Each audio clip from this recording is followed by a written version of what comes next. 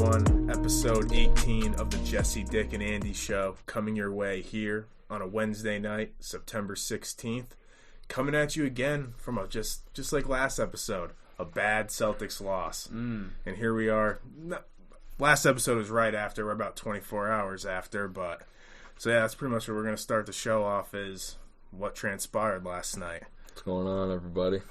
Yeah, what's up, guys? How you doing? Tired and gassy. And gassy? Ugh.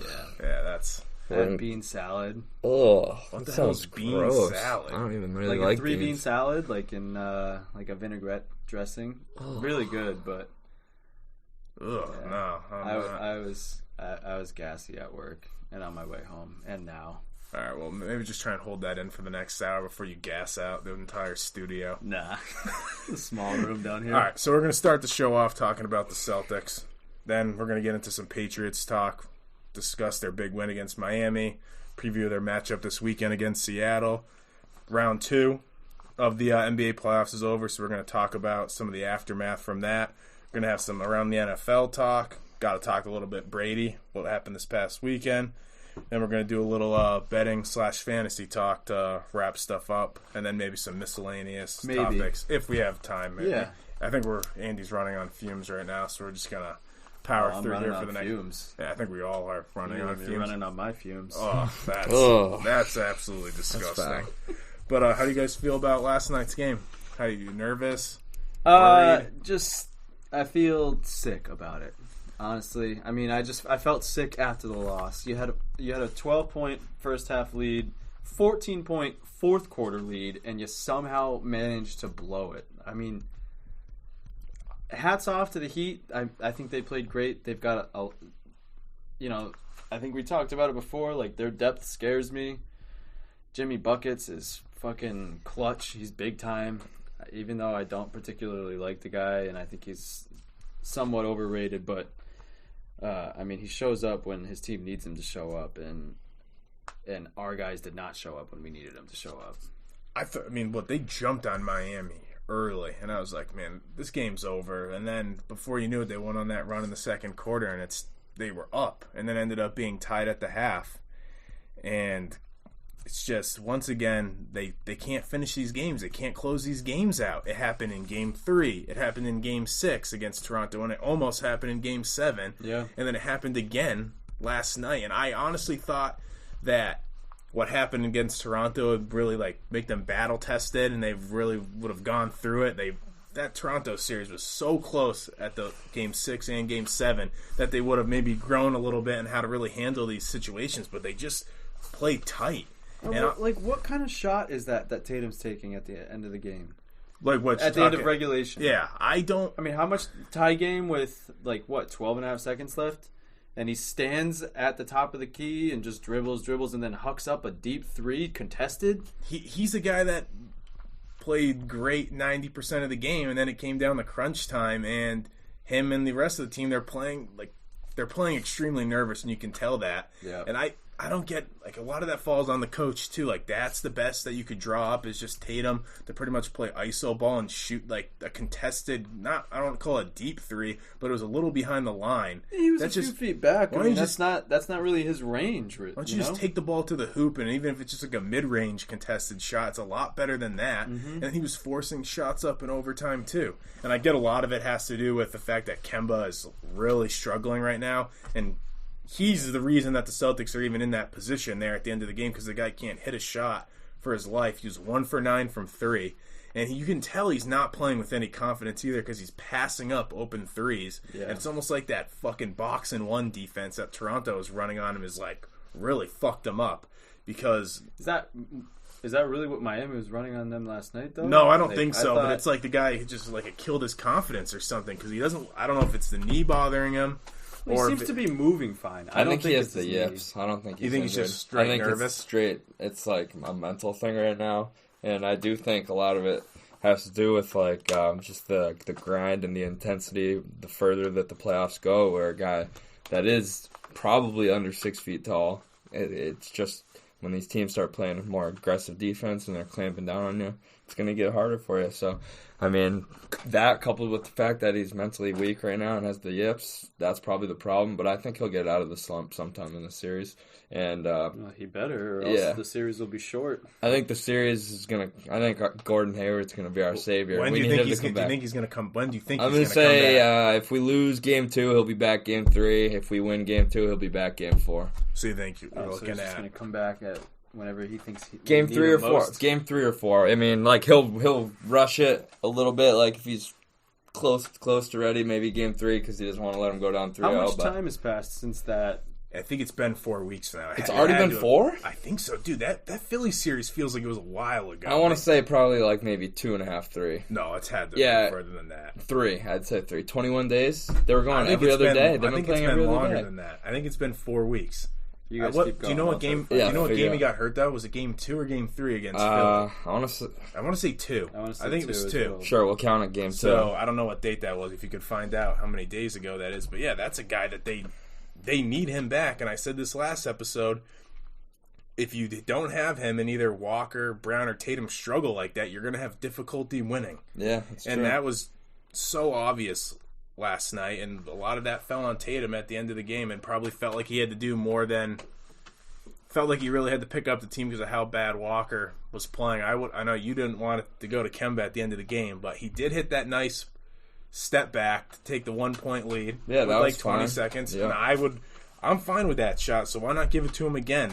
If he can make that, like if he can execute it, like they're not going to be able to get out on him and stop that. It's just whether he can make the shot. And instead, Miami goes down the court. Tatum fouls Butler on the and one. Gotta make sure he doesn't get the shot up there. I was like, I had my fun on Twitter yesterday with like that block, but that was just a great defensive play. Like you never see that to challenge a guy at the rim like that, and just swatted him and kept him out. Right, to do it when you're up 2 at the time and potentially like foul him, give free throws, and 1, something like that. Yeah, that was nuts. And then another thing is at the end of regulation, they should have totally taken advantage of when. Was it Smart that drew the foul that when they were still inbounding the ball? Yes. So then you got the one free throw, and Tatum barely made it. Like, you got it. Then the game's yours. You can kill the clock all the way down and go fucking finish it. And obviously that didn't happen. But yeah, I think by the way, it has been 4 weeks. Yep, really? Pretty much on the dot. Yeah, it happened.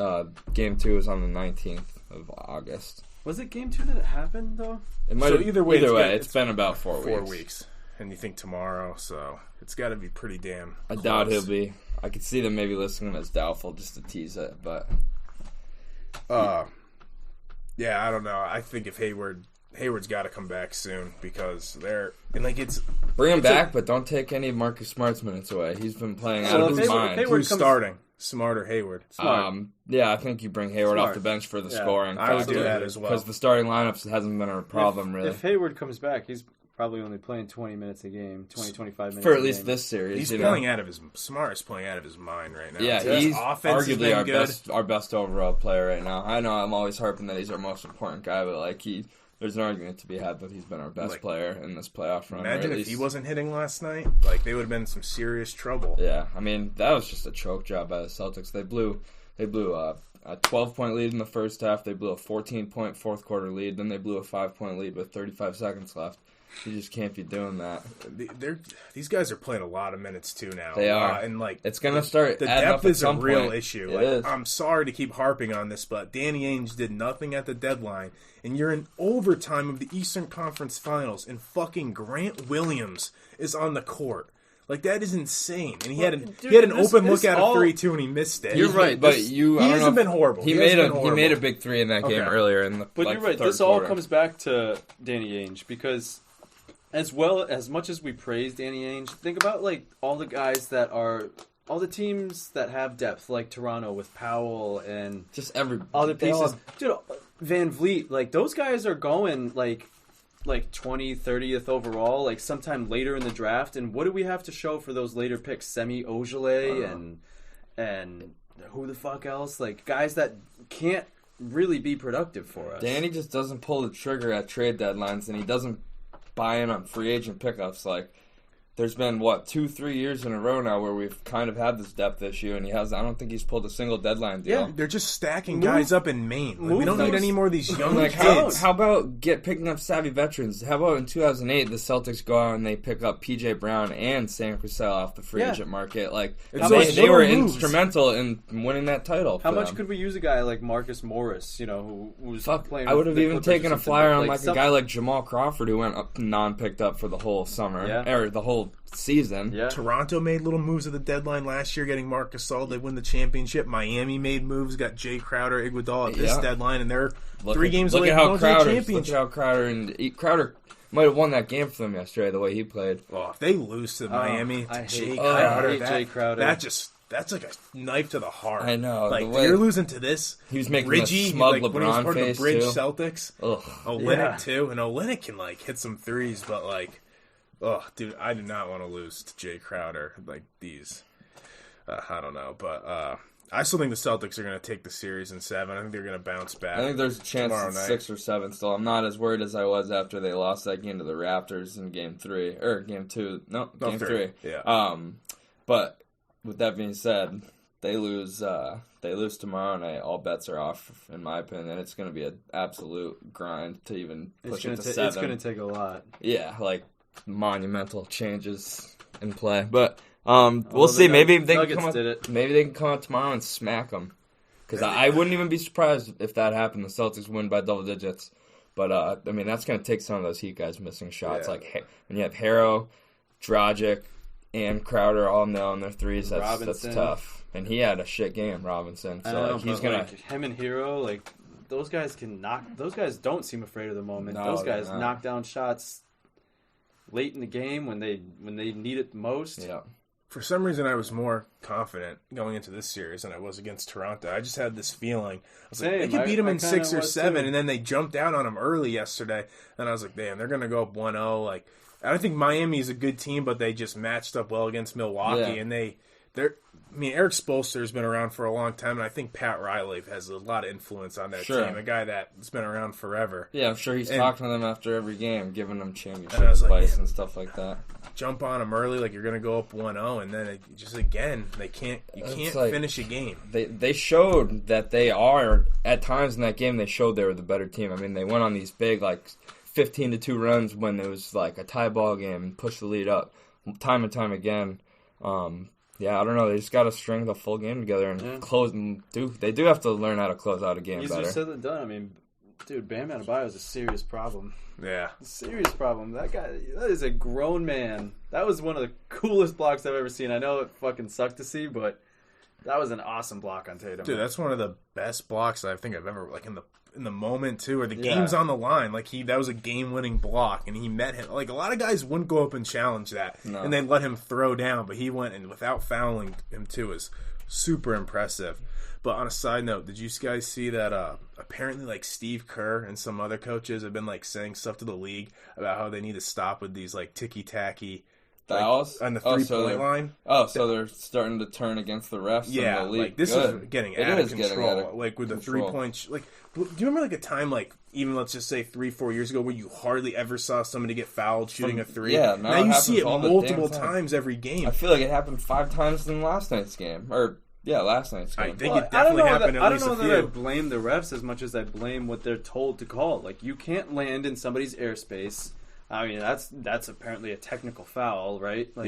You can't touch these guys on the arm a little bit. If your finger grazes their elbow on a defensive play, 3 shots. If your hand hits their hand just a little bit, 3 shots. It's all about what the league. It's technically right, but fix it. It's all about what the league is telling these refs to do. If the league tells them to not officiate the game that way, they're not going to do it. Now the players are playing the refs. They're playing it, knowing that they're going to draw these fouls. But you can't even blame them for that. That's why they fall down after every jump shot that they take. It's just ridiculous. As a ref, you're watching the game, us watching it. We know these guys are going to flop and they're going to go down, and yet these refs still blow the whistle. Right? How can we see it from a distanced view through a camera, through a TV screen, when you're standing right next to it, watching it happen live? You can't. I get it. We have the ability to see it, and many different angles and slow motion. But like even when we're watching it in live time, I feel like I'm constantly like, oh, where's the foul there? And then we see it at other angles in slow motion, and I'm still like, what the fuck kind of call is that? Like, what rationale is going through their head? And like with guys flopping, like someone like Smart that flops all the time, or Kyle Lowry, like as a ref, how are you not like right before it happens, like this guy's going to go down here, it's Kyle Lowry or Marcus Smart, guys that flop all the time, and they still fall for the bait. And it's almost like they're just afraid of like getting chewed out by the fucking coaches or the players. Like going back to Toronto, Nick Nurse, in my opinion, had a big influence on the officiating last series. That guy wouldn't shut the fuck up and stop bitching in the ref's ear.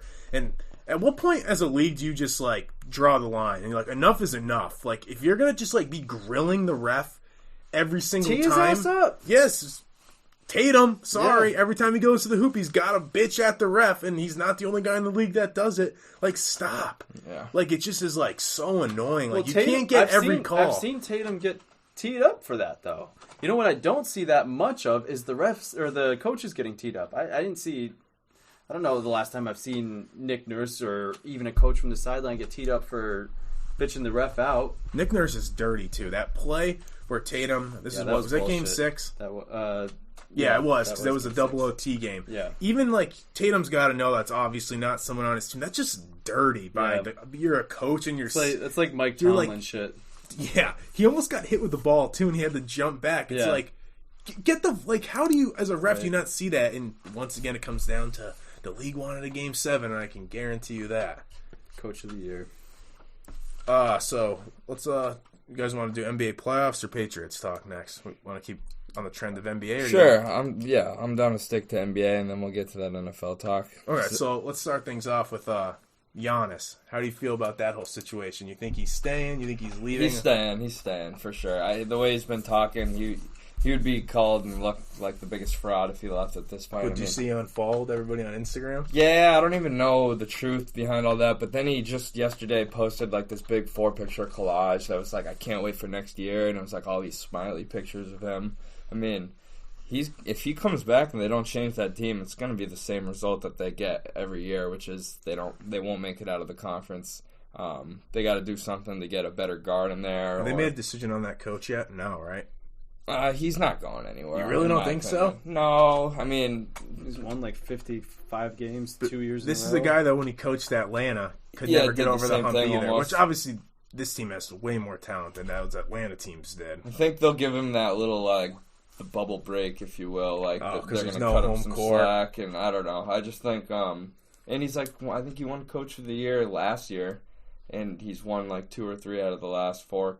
I don't know. He's won some Coach of the Year. I don't think they're moving on from him, but they need to make something. I think Giannis is staying put. So I think he's staying, but if he doesn't sign an extension this offseason, I'm trading him. Yeah, I'm not losing him for nothing. And you're gonna have to find the right trade partner to do this too, because you're not gonna trade him to a team and take their first round picks, because those first round picks are not going to be good. No, you have to get a proven player in return. Yeah, and I think you need to look at a team that has somebody else's picks, if you know what I mean, like a bad team's picks. Like I know people have thrown around Golden State because they've got second pick. Golden State, the Thunder have a lot of picks stocked up from different teams for that Paul George trade. That's intriguing, actually. Maybe ship him to the Thunder, play with CP, and get some people in return. But yeah, so there's rumor CP3 to Milwaukee. Yeah.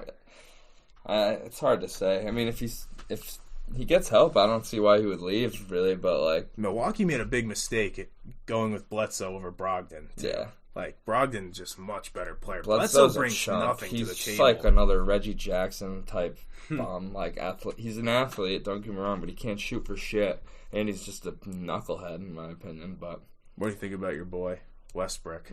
Not my boy, for the record. I know you know, but I need these guys to know. I'm not a fan of Russell Westbrook, but yeah, I mean, he is who I thought he was, a chump. You saw him in that series against the Lakers. He was god-awful. And in the end of that Thunder series, he was bricking shot after shot. He was almost the reason they lost.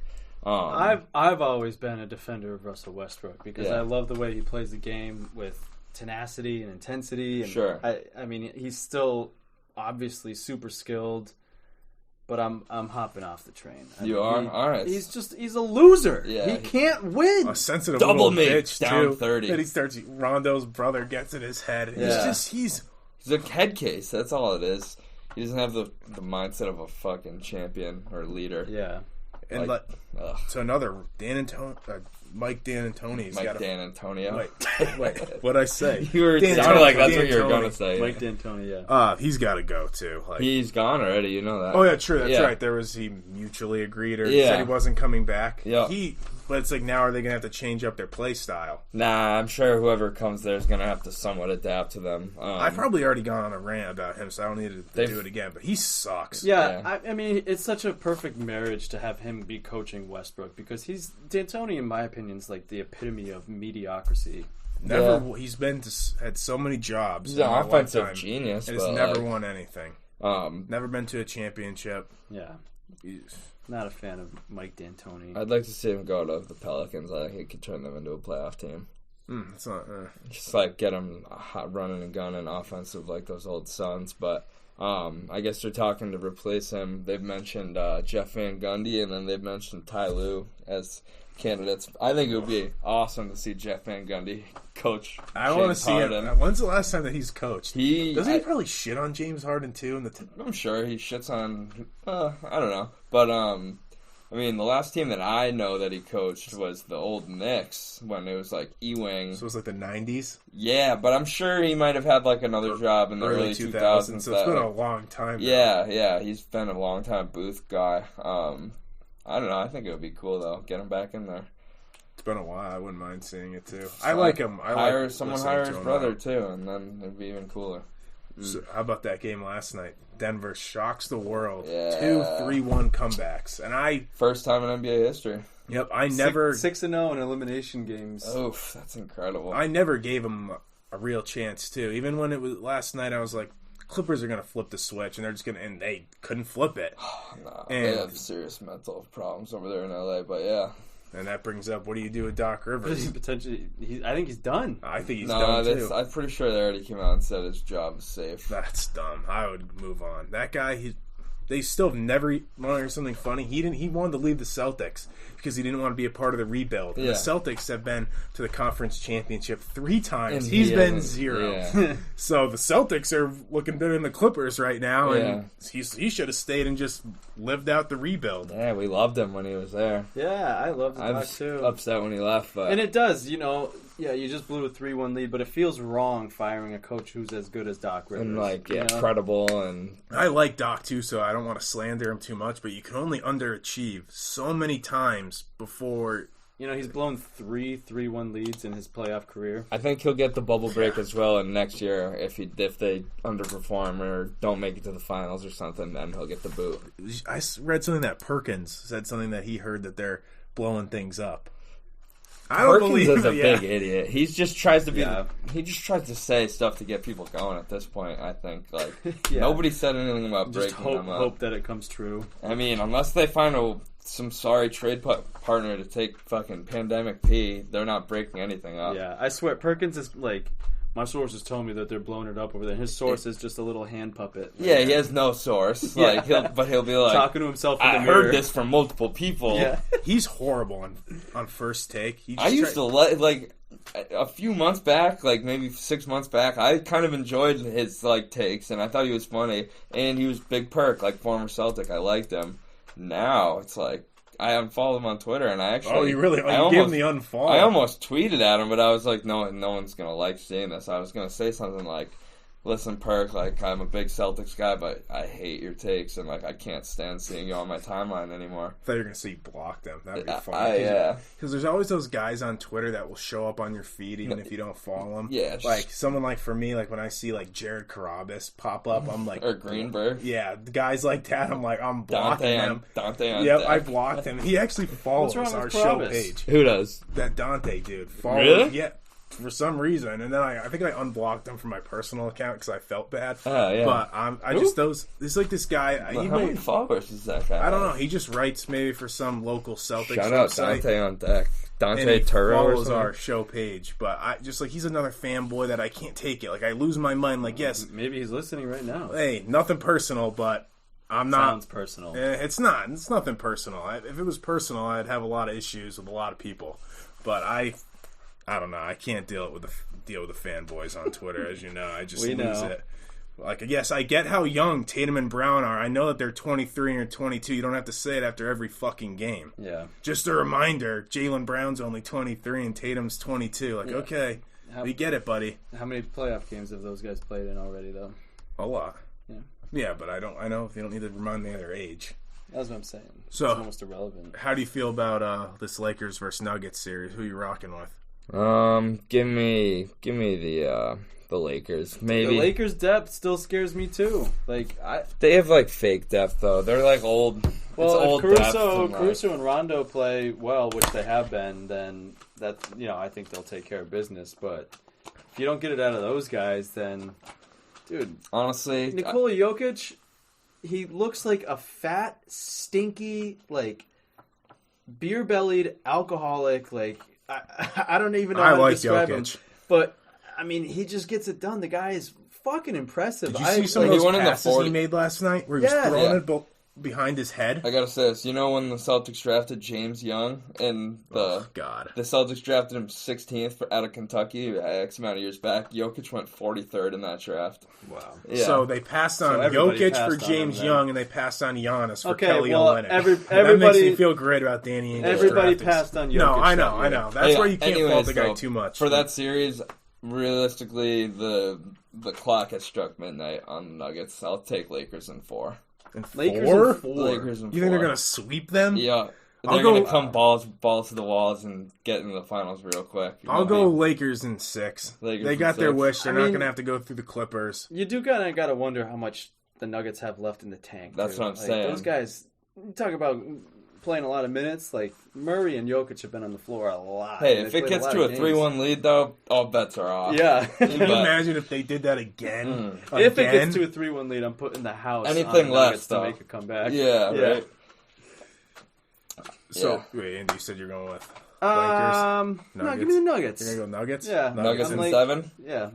I like Nuggets it. I'll be rooting for them, but trust me, I'd love to see oh my God, as a Celtics fan, you think I'm not rooting for the Nugs? Like, Celtics-Lakers would be cool, but no thank you. I would much rather see the Nuggets. Well, that's what I texted last night. Now the Clippers are bounced. It's even way more important that the Celtics beat Miami now because they could beat Clippers have dropped out. You didn't have to play the Bucks. I think we all agreed here at one point or another that we would have rather see the Lakers than the Clippers. Yeah. Just because of matchup situation. So, I mean, Celtics better go take care of business or that'll be real sad and disappointing. It all starts tomorrow night. I think the Celtics will bounce back and it'll be 1-1. But I think it's going to go 7. But like I said, I'll take the Celtics. So, football.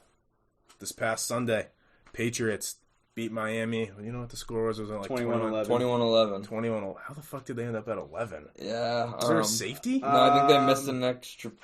No, they went for a 2-point conversion at one point. Okay. And they converted. Okay.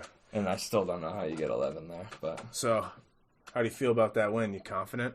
A 2-point conversion and a field goal. Oh, they made the 2-point conversion. Yeah. Right, okay.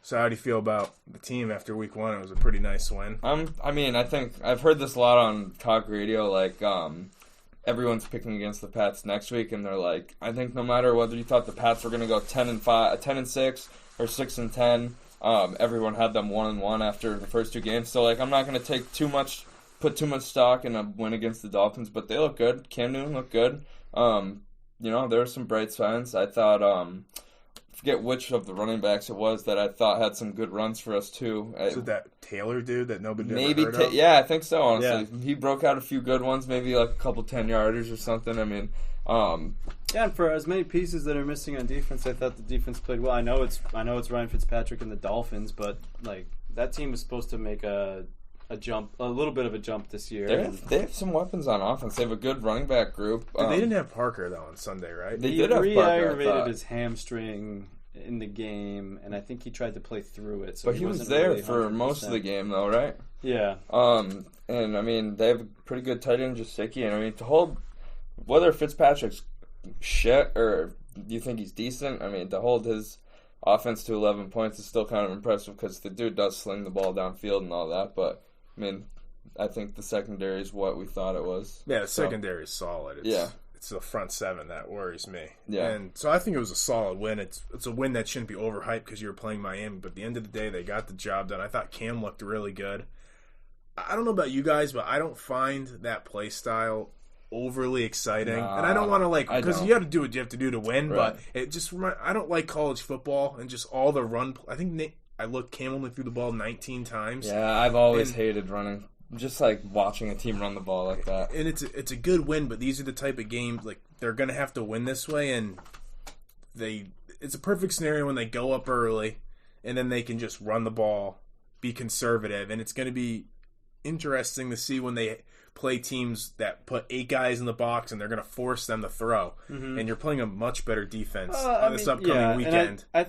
I think the game script will change week in and week out. I don't think it'll be Cam Newton rushing the ball 15 times every week. You do that, and you're probably not going to get Cam Newton through 16 games. Right. But that's what I'm saying. Can they be efficient throwing the ball? And we're going to find out. I thought Cam looked pretty good throwing the ball a few times. I know it was only 19 passes, but he should have had a touchdown to N'Keal Harry if he didn't fumble it into the end zone. There was only a couple throws of his that I was like, that wasn't a great throw. Like there was one to Edelman where he didn't zip it in there hard enough or something, and actually I think we all agreed Edelman should have caught that ball. I remember he had hands on it and he dropped it, but I don't know, maybe get it on his numbers a little harder, but no, I think the arm looked all right, and that's with limited weapons. I'm pretty sure Gunnar Olszewski or whatever the fuck his last name is wasn't playing, right? Yeah, he's hurt. Did we have Bird? Was Bird? Yeah, he didn't do anything though. Well, while we're on this topic, I know it's not on the rundown, but there's been a lot of chatter of the Pats trading for either Allen Robinson or OBJ. Both are apparently on the market right now. Do you want to tell everybody what OBJ's into while we're on the subject? Too? Oh, I think everybody knows. Yeah, I'm just joking. I'm sure a lot of them know, but OBJ likes to be shit on. But then, if that's the case, he should stay in Cleveland. But if he wants to prove those rumors to be false, he should definitely demand a trade out to New England. Who would you rather out of those two? I think I would rather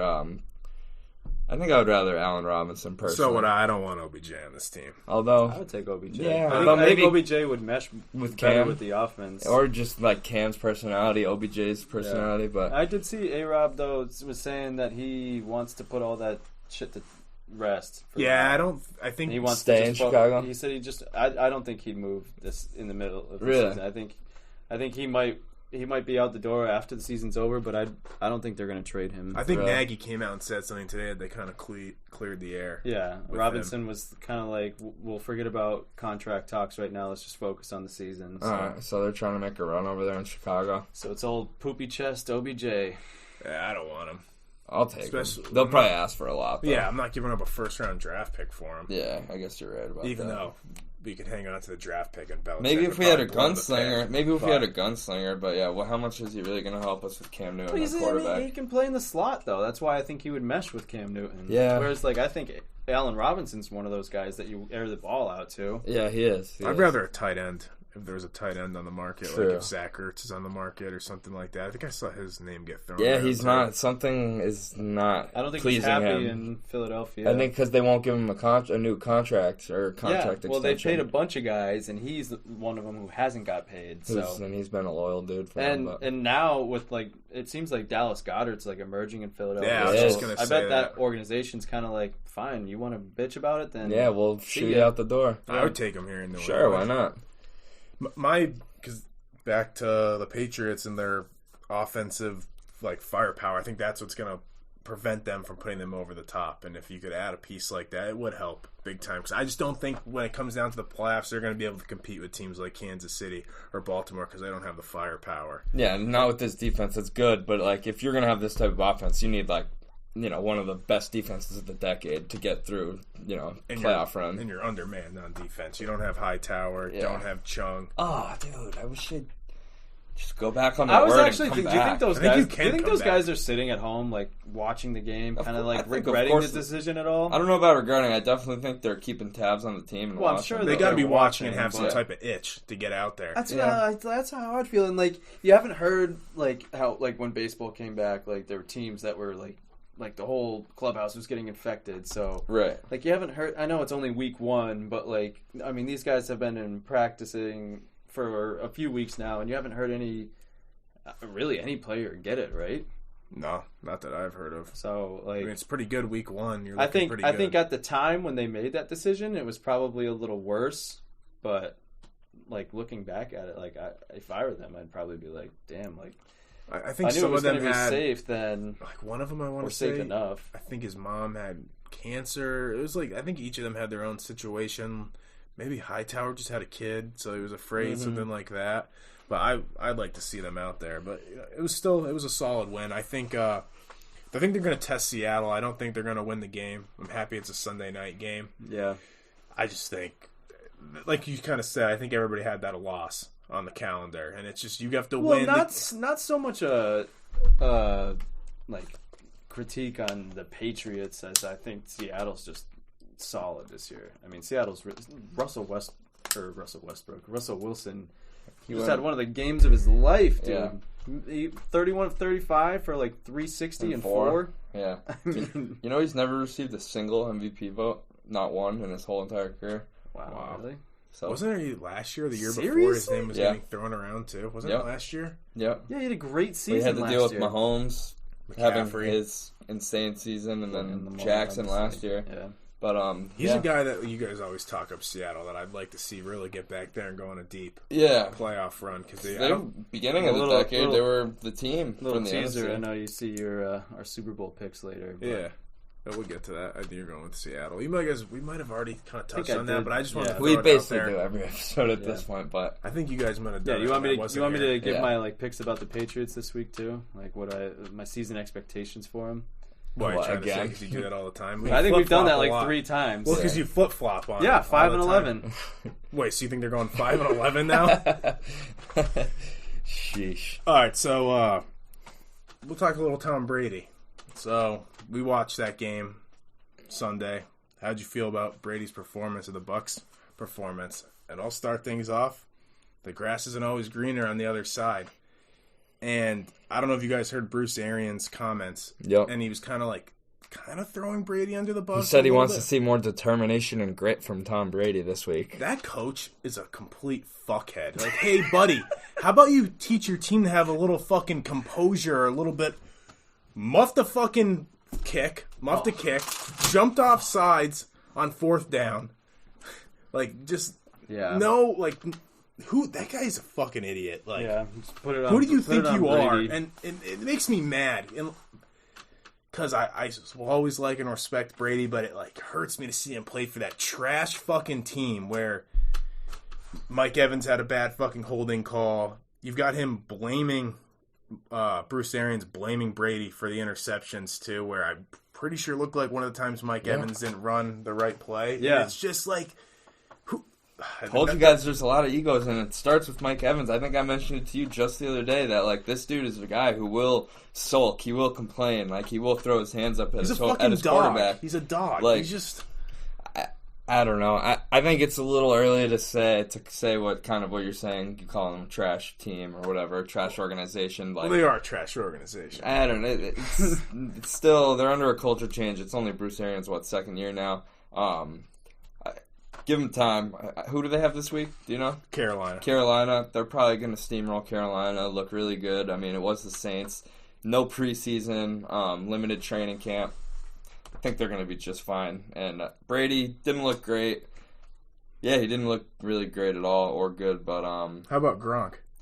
Mister, you said he's going to get 10 touchdowns. That guy is fucking fried. No, dude. He was playing a blocking role most of the game. Dude, like, he looked... he looked old. Both Did he? times he caught the ball, he old looked and slow. horrible. I didn't think that. He looked I didn't slow. think that. He is You thought he looked washed. He slow? is done. Yes. I mean, I know he's not What do you mean? fat. Oh, he was You got to go back fast, and watch the but, like, highlights. Go back and I watch watched plenty. I watched the whole game. And you think he looked good from that game? He only got targeted, 3 or 4 times? He was blocking most of the game. And when he caught the ball, he looked... There was a guy right on him. He could not both move. times. He got hit quick. I can't believe that you watched that game and you took any positives away. You're going to tell me... You're going to say he's that... on his fantasy You're going to team. say that Gronk's washed on after his one fantasy game? He hasn't played in like 2 fucking years, so I will say that. He's not washed. And he did not look good as last year in New England either. He's not washed. He'll see it next week when he catches 2 touchdowns. When he gets hurt, He's and not is going out to for the catch season. He needs to fucking lift some weights. Did you see that Manscaped commercial today on Yeah, social I did. media? God, that just makes me want that team by to the go way, 0-16. speaking of commercials and Gronk, didn't him and Brady do a Doritos commercial? Did you re-listen to the podcast? Yeah. Yeah, I didn't see that, so I don't know. I heard didn't that. see that.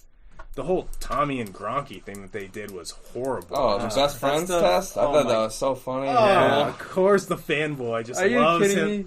You kidding me? I know everyone here laughed at the ring. What's your favorite ring?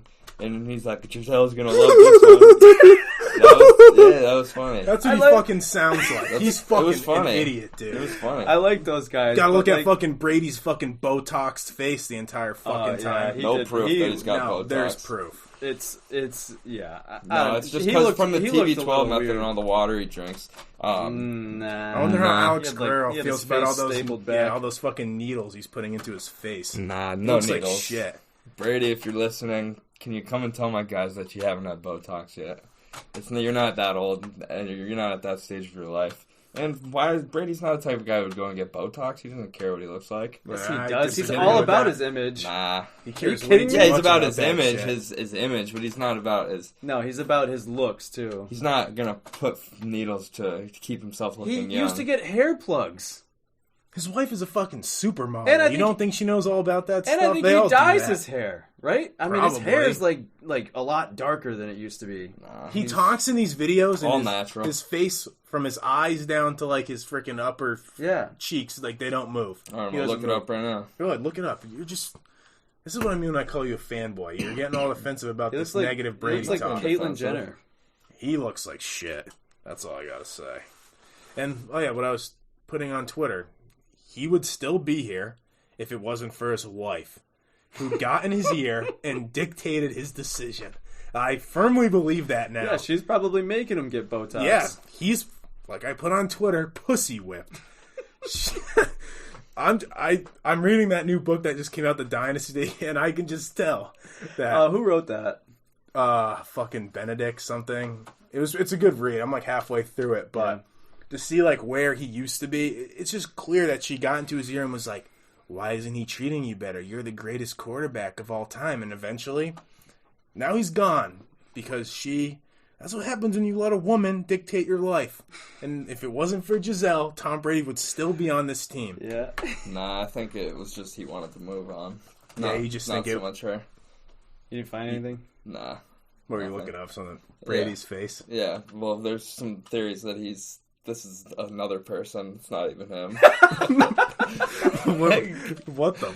Did you actually see that? Yeah, because of like... How far did you scroll down? It was like one of the top... a couple scrolls with the thumb. Not Tom Brady. That's it's like a CBS. It's like a clone of him. It's like a clone. That's what it said. Tom Brady clone? ? That's... anyways. Yeah, I think that's pretty much all I had with the whole... Brady so, what week 2 matchup are you most looking forward to? For me, Pat Seattle. Keep it real simple. That's the matchup I'm looking forward to the most. I think it's a good game. The line right now is 4.5. Patriots are plus 4.5. Don't predict it yet. Don't tell your pick yet, because we're going to do that in the betting segment. I was thinking once we get to the betting, we'll have 5 games and we'll pick against the spread and we'll keep track of our records. Cool. So we kind of always talked about doing that with other... Regardless, bets. I think it'll be... we'll keep it on something this time because I feel like we always say that and never do. Yeah, true. I'm most excited to see the Raiders versus Saints Monday Night Football game, but unfortunately the Celtics are playing at the same time. You think the Raiders are... You were just shitting on the Raiders just on Sunday. Was I really? Yeah, you were. You were saying they're going to be bad this year. Did I really? They won a game, so now. Don't look at the slate, though. I wasn't going to pick the Patriots Seahawks. There's probably better games than... I feel like the Saints are going to blow the Raiders out. There's really not that many good games, though. I'm trying to find one here. The only other one was like Houston-Baltimore.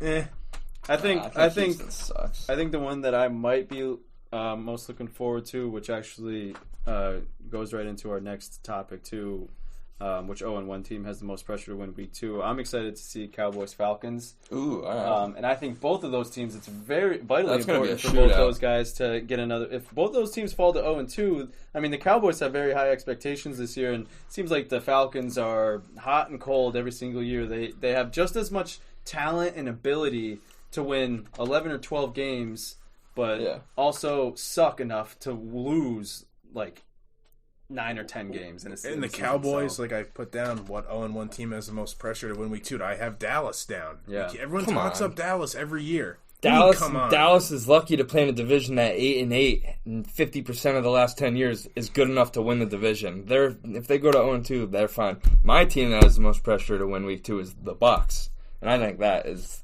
by far and away the team with the most pressure. That's a good pick because that's going to be people are going to be throwing news stories left and right if they go to 0-2, and they're going to probably go down 2 games on the division already. I hope they do. Go 0-2. I'm fully rooting against Brady and Gronk after those videos. 0-16. What an just living up to the reputation. Yeah, that's fine. You live up to your reputation, I'll live up to mine. No, I just keep it real over here. I think I don't agree with that, but no, but for real, the Cowboys have that luxury where they play in a division with the Eagles, and the Eagles are an average team, but they're pretty shitty right now. No, you're right. They could win the division at 9-7. I don't disagree with that. Fuck, they might even be able to win it at 7-9 this year with the way this division's looking. But yeah, so Cowboys / Falcons, and Bucks.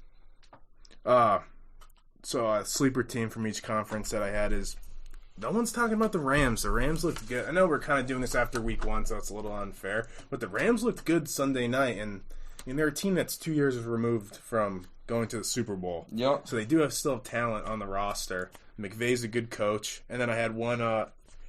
I couldn't really come up with a team in the AFC, so I threw down Denver. I think Denver they're my team too, showed glimpses on that Monday night game that they could be good. It's just that their dumbass coach didn't know how to use timeouts and even give them a chance at the end of the game. They either maybe fire him or midseason demote him just down to defensive coordinator and go pick up another coach. I would have fired him Monday night. Yeah. If you're an NFL coach and you don't know how to manage the clock, why are you? I mean, he understands what we were thinking. It's like he had this master plan where he's like, I'm going to let them run it down just so Gostkowski does have to have... Maybe that's why I think that could be the only explanation. What a stupid idea. Because it was a 20-yard... It was like a 30-yard field goal. It's not like it was a 50-yarder. He's still an NFL kicker. He's going to make hit a couple of passes, too, where if they did have 50-second stuff, they actually could have gotten a field goal, potentially. So, yeah, that was dumb. Yeah, and they lost by 2, right? Yeah, so all you need to do is get in field goal range, and you're in Mile High. You can kick further because of the altitude. Yeah. So they really only had to get within 60 to even give themselves a chance. Yeah, and he gave the offense. No, I just can't stand. There's so much bad coaching in the league. It's incredible. I don't know. So you like you said, it's kind of I know it's after week 1, so Rams, they look good, but. My NFC team, because my AFC team is also the Broncos. My NFC sleeper team, who did look good week 1, is the Cardinals. That's right. That's a good one too. I like their team this year, man. They're pretty good top to bottom, and they have depth at wide receiver. It's not just it's just DeAndre Hopkins. They have Christian Kirk. They still have old Larry Fitz kicking around. They have a respectable backfield led by Kenyon Drake. Defense, the sack monster Chandler Jones. I like the Cardinals. Maybe make the playoffs. I think the Cardinals' offense could, really break out. Yeah, maybe, like a top 5 type offense. Yeah, no doubt. Kyler can take that step forward. If I had I'm probably gonna eat my words, and you guys might laugh at me for this, but my sleeper in the AFC is still my guy. Baker Mayfield and the Cleveland Browns.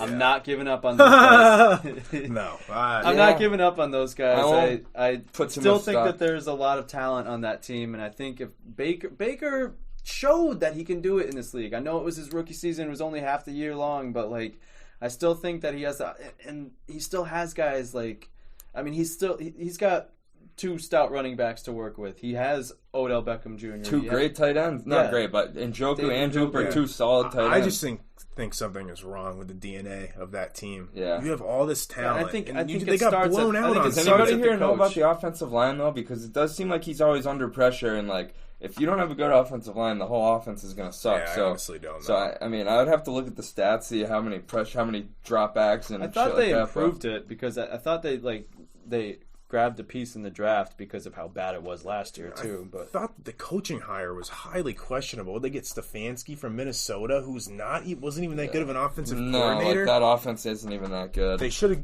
Josh McDaniels was down there in Cleveland getting interviewed. Yeah, I would have that was their big mistake. He would have brought in that winning culture too, even though he's not proven as a head coach totally yet. But so fumbled the bag. A guy that's from the Belichick tree. Did you see what Matt Patricia said? What did he say? So after they lost week 1, they asked him. So I guess that since he's been the coach there, that they've blown 7 or 8 fourth quarter leads. Yeah. And someone asked him, like, what you're doing wrong as a coach. Like, do you think it's because you're, like, a bad coach or something? And his response was, anybody that knows football knows that I have one of the greatest plays, like, ever. And he was referring to the Malcolm Butler interception. Oh, wow. What a tool. As if that fat ass picked the ball up himself? Yeah, pretty much. He's not even the one who yelled Malcolm go. No, it was he's like not. one of our. I think it might have been Flores. No, I don't think he was even around. But No, I think he was, but I don't think it was Flores. I know it wasn't. It might have been Flores. I think it was. I remember it being an African American coach who yelled it. I think it was Flores. Is that what he said? I have one of the greatest plays? Yes. And he was referring to the Malcolm Butler interception. That guy is going to get... Yeah. Actually, that should be a team that has a bunch of pressure on 0-1 because he's going to get fucking fired in the next 2 weeks. And then one more quick note about another guy from the Belichick tree is Joe Judge. That guy is a tool bag. Did you hear about how a couple weeks ago he was making coaches run at practice? He was making other coaches run. That's the way to get your coordinators to start talking shit Some of behind those your back. coaches, that means Jason Garrett was being forced to run in freaking Freddie Kitchens. His fat ass was running around the field. Well, let's be honest. He could probably use That's gonna be like when dangling a cheeseburger. that's gonna be like the Browns season on Hard Knocks where the O coordinator and the D coordinator were talking shit about who's the black coach they had so there. it was Hugh Jackson. Yeah, and it was the Saints Williams, guy, Greg Williams, and then the old Tech. no, Steelers OC too. Yeah. Oh, it's gonna bother me that I can't think of his name.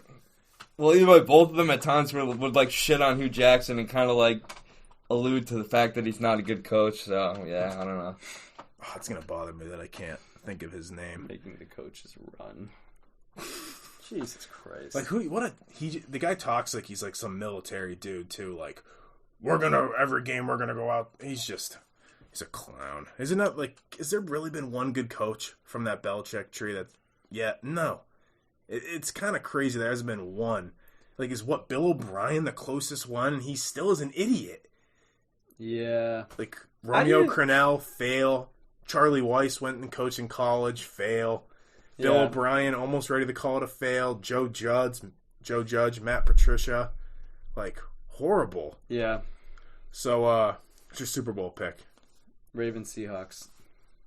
I don't think the Chiefs make it back. I think it's too hard to make it back. I had Ravens Saints, and I'm going to take the Ravens to win the Super Bowl. Yeah, I'm taking Russell Wilson. He's done it before. He's proven it. I don't know that Lamar can get it done on the big stage. I mean, like I almost feel like an idiot for picking those two teams because both teams have choked the last 2 years too between the Ravens and Saints. Yeah. So maybe one of them will get there, but this could be the Drew Brees last go at it. So I'd like to see Seattle get in there. I like Russell Wilson. I would like to see Pete the Carroll. Saints get in there. I'd like to see Drew Brees get another one under his belt because I still think that he's never talked about as one of the greatest quarterbacks of all time. I don't know if we've gotten into. I'm sure we have, but I don't know. I don't remember what you guys thought about it. I think like me and RJ both put him low level, top 10, maybe outside of it. Yeah, and I think I had him Drew like top Brees? 5 or something. all time. Yeah. I don't think I had him in my top 10. Yeah. Or actually, no, I think I had him Not at in your 10. top 10. Yeah. 10. What do you mean? I'm asking you. You didn't have him in your top 10? No, I did. I think I had him I had at him 10. at like That's 9 crazy in to mine, me. I think. That's crazy to me. Why? Because he's a dome quarterback. We're not going to revisit this. He's I a guess- dumb quarterback? Dome. He is a dome quarterback. Doug him a dome. So we'll do a little betting / fantasy talk. You got a? I'm still trying to find this guy's no. name. Oh, yeah. Oh. Do you have a Super Bowl pick, Justin? Oh yeah, true. Seahawks. I'm on the Seahawks, and I want to. I can't. I have no AFC Think about it. pick. Think No, about I'm not even gonna name Just one. go Patriots. You know you want it. No, I just don't want to pick the Ravens, and I don't want to pick the Chiefs, but I also don't want to pick There you the go. Pats. Steelers. Pick the Steelers. Yeah, I think maybe we're it's talking- like Seattle. Yeah, Pittsburgh looked good. Yeah, all right. So some. I'm not gonna do a parlay, but I have a parlay. okay. Some I'm gonna call it a lock. I don't think Okay. I've gotten one of these picks right ever since we started doing the show. I think Yeah. I'm wrong every time, but I like Minnesota +3 against the Colts. I think Oh yeah, that should be. I like that. The Colts Okay, coming so off that bad loss. Anybody yeah. taking this seriously, take Colts minus. Yeah, you should do the opposite of what I say because it's not going to hit. But actually, I did actually have a parlay. It's I like Carolina +9 against Tampa. Okay. I like San Fran -7 against. Should have wrote that down. Yeah. And then the Rams Jets. Eagles game. Yeah, I like the over of 46. Okay. And $25 pays out $150. So they're all like, minus 110, minus 120. I don't know that I really like Carolina +9 against Tampa. I think that Carolina could get blown out. Although I think Carolina... They almost beat... Carolina's... I don't know what they're going to be like because you're going to have to wait a few weeks to see what Bridgewater's like. Yeah. I didn't get to see much of that game against Vegas, so yeah, it's early with them. But, Jesse, you got your parlay? Yeah, I want to see what it pays out. So did you have a lock of the week or not? I just have Kansas City. Well, my lock of the week. Who are they Chiefs playing this week? The Chargers. Chargers. They are -9. Take it. They will kill them. Yeah. It's like I'm trying to find. The Chargers got lucky on that missed field goal by Cincinnati. They should be. Oh, the Chargers stink, dude. Tyrod Taylor stinks. And I guess in that game they were not really using Keenan Allen, not really using Austin Eckler. The whole game script left those guys pretty much out of the game plan. Both those guys didn't really have a good day. So Eckler didn't do much? No. And Keenan Allen, I think, didn't have that many receptions either.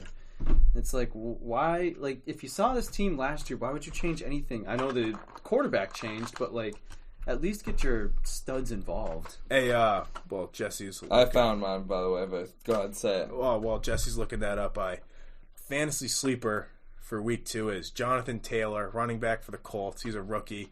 Mac just went down, and Matthew Berry, fantasy insider, said he is a lock, that he has to be in your lineup from here on out. Yeah. Because he didn't even... I think he had 13 or 14 fantasy points in PPR, which isn't horrible for all the crowded backfield I had. So what it's going to be between him and Hines. Yeah, and I think Hines is still probably going to get a lot of the pass-catching work, but Jonathan Taylor's... I've heard nothing but great things about him. Before we keep going into that, though, I want to hear Jesse's parlay. All right, so yeah, my parlay of the week is Celtics money line tomorrow night against the Heat. The over of 3 in the Manchester United Crystal Palace game, and then Liverpool... former reigning champs over Chelsea. That 25 would pay out 163. And Crystal Palace money line in the parlay. They're actually plus 500 on the money line right now, so that would make it 25 to win 1,000. Crystal Palace got? Wilfred Zaha. That would be the only who way. are they playing? Yeah. United. They're playing each other. Yeah. And then my lock of the week would be the Seahawks Pats under of 45. That's actually not a bad bet. I think that it'll go under, too. Yeah, I could see the Pats holding them down a little bit. Yeah, so that's my... Yep. Okay, I want to get my fantasy sleeper out this week. Anybody who has him, you must start Emmanuel Sanders this week. Really? Yes. Oh, that's because no Mike Thomas. No Mike Thomas. That's a good... He's nice. He's a great route runner, and I know that him and Drew Brees don't necessarily have a rapport with each other, but there's really not many other options that Drew Brees has on that Ted team. Ginn's gone. Yeah, they have Laquan Treadwell. I think Jared Cook, anybody who's got Cook should start him too, because I think he'll see an uptick in targets, but... I think I would expect a huge game out of Emmanuel Sanders. A sit-em that I have that needs to be out of your lineup is, I'm embarrassed that I even drafted this kid, is Cam Akers. This kid from the Rams. Horrible, dude. He had 4 fantasy points for me. You could probably drop Cam Akers. Thinking about it big You definitely time. could. And I'm get your trending defense of the week or something. Yeah, I'm going to hold on to him for another week or two, but he's probably going to get dropped. So he was second or third fiddle in touches, and it was Brown. And number one that's guy. I know it's easy after the week he had week 1, but that's my sleeper for week 2 is Malcolm Brown, and my sit-em, which is a lot of people might disagree with, is actually DK Metcalf this week, because I'm assuming that he's going to draw Stephon Gilmore for most of the game. You don't think Gilmore will get in the end zone or something? Will go against Lockett? No, I think I could see them putting J.C. Jackson on Lockett because Gilmore's a bigger receiver to go against Metcalf. I think if we're gonna have any chance of beating them, Gilmore's gonna have to be on top of his game. So I see him kind of putting the clamps on the second-year wide receiver there. Those are good picks. My sit-em, I've got 2, and one of them just came to me. If you got Devontae Parker, I'd sit him. He was limited participant at practice today. Don't think that he's going to be 100% by Sunday. I don't know. I don't think the who's that? Devontae Parker. Okay. I don't think the Dolphins should play him. They should sit him 1 week just to be cautious because this has been a lingering injury. Don't play him. Yeah, I don't think he sees. If he does play, it's probably to a limited capacity. They probably don't even see like they think they need him to beat the Jets potentially. So yeah. And my other, they don't have the Jets this week. Oh, I thought that's who you said. Sorry. Maybe I did. They are playing. Who are we talking about? Dolphins. They got the Bills.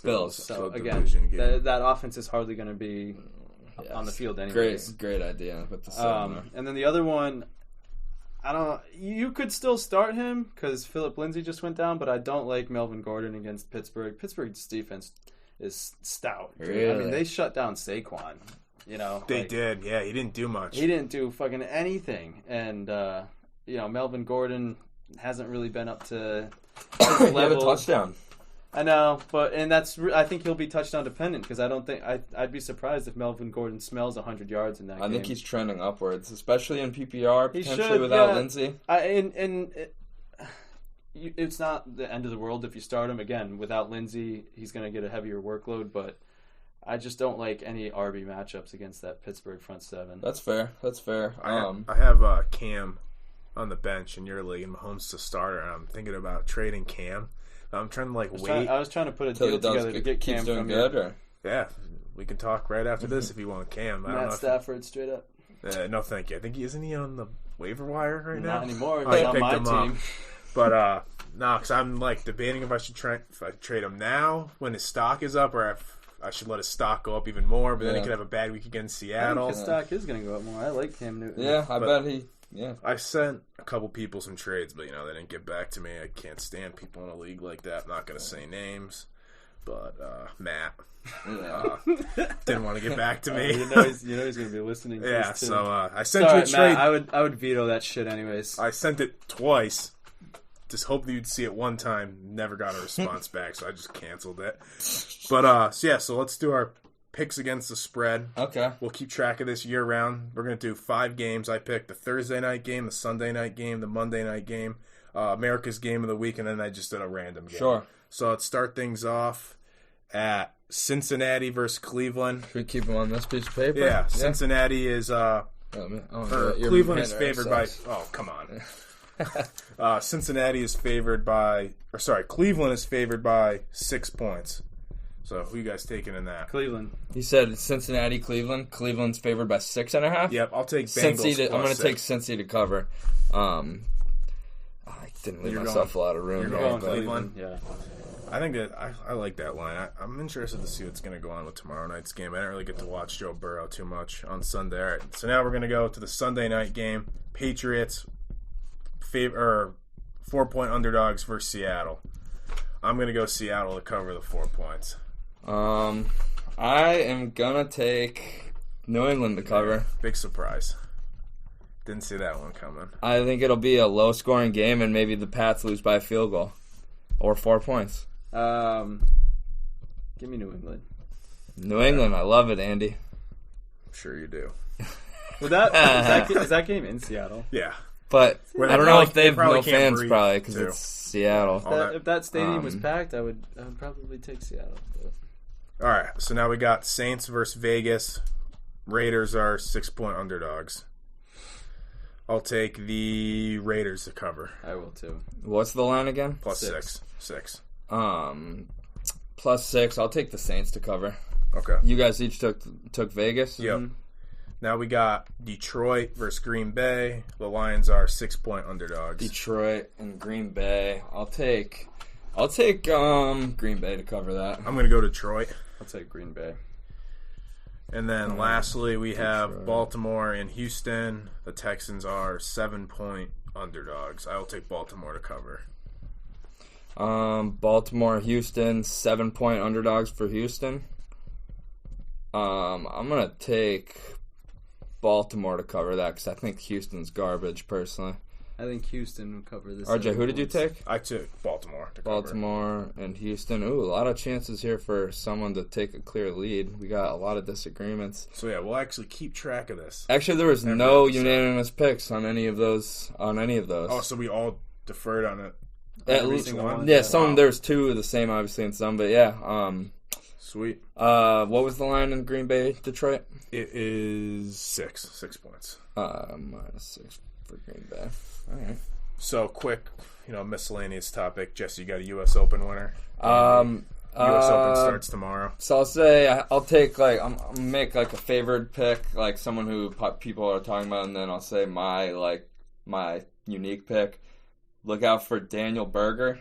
He's plus 3,000 right now. I know that sounds ridiculous, but the odds are always like that pre-tournament. He's won an event too. He's won an event, and he's got a lot of top tens recently. He's playing good golf. I like Daniel Berger, but my top dog who you got to look out for is probably JT. He's got the most complete game. This is a golf course, by the way. I was telling you on the way here. The last time they held the U.S. Open here, the winning score was +6 after the four days of play. It's the hardest course in the world. So you got to take one of those top guys. I mean, potentially, it's just a course that has extremely narrow fairways. That's extremely long, and the greens are sloping in every which direction. It's going to be tough. I had Justin Thomas as well. Justin Thomas, yeah. All right.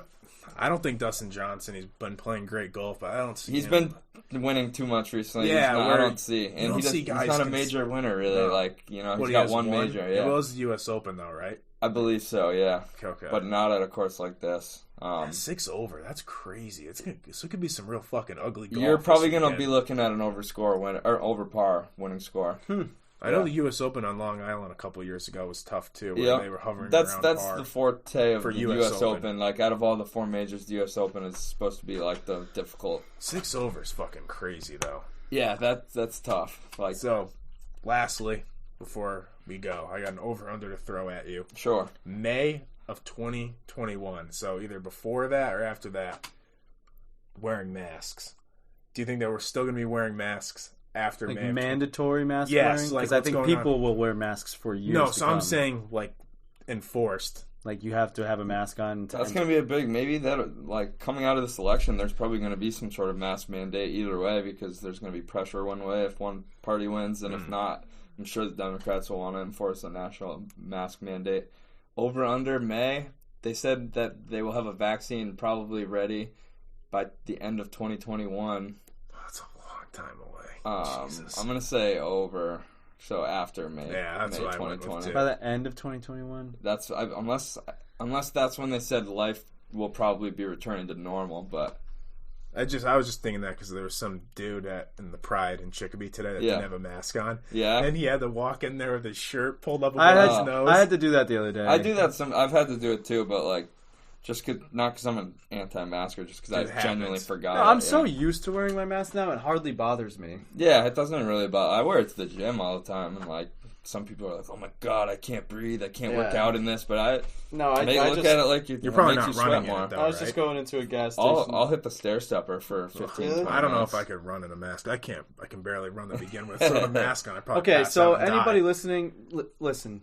To each their own. Do whatever you feel that makes you safe, but if you're walking outside by yourself, you don't need to have a mask on. Agreed. If you're riding a bike on the side of the road. If you're driving your car by yourself, you don't need to have your mask on. This is for human-to-human interaction. So if you're not around other humans, coronavirus isn't going to sneak up on you and jump out of the ground and you crawl into your asshole or something. I saw some guy on the pike one time. Calling people out for it? No, wearing your mask in your car or walking by yourself. You look just like a hard out. But with that being said, wear your mask. In general. No, absolutely. Don't be that asshole. Don't be that asshole. I'm never a guy that's going to speak up and be like, dude, where the fuck's your mask? But if I have to wear a mask, it kind of irritates me to see somebody with no mask. It's not for you. Yes. It's not to keep you. It's for everyone else's sake, too. And your mask also goes over your nose. It seems a lot of people don't understand that. It's entirely pointless if you don't have it over your nose. Yeah, literally. That always kind of irks me, too. It's like, why are you even wearing it? Right. I can't breathe. Yeah. Whatever. All right. Over 2020, over mid. Yeah, all right. Well, done that. Thanks for listening. We will talk to you next week. Peace.